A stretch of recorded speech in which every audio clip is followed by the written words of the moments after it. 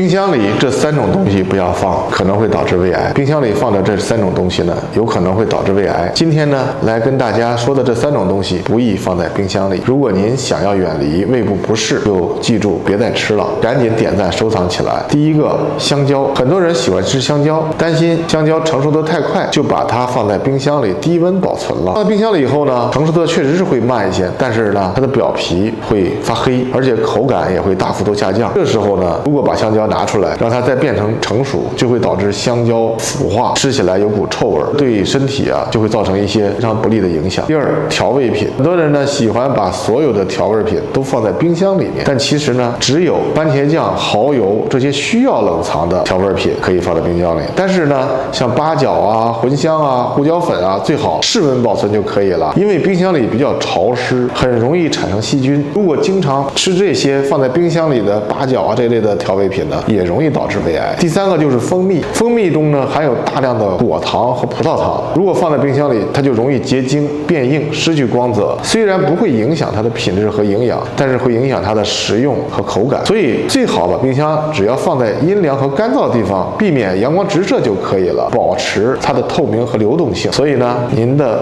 胃的健康呢，在这些办法的情况下才会越养越好。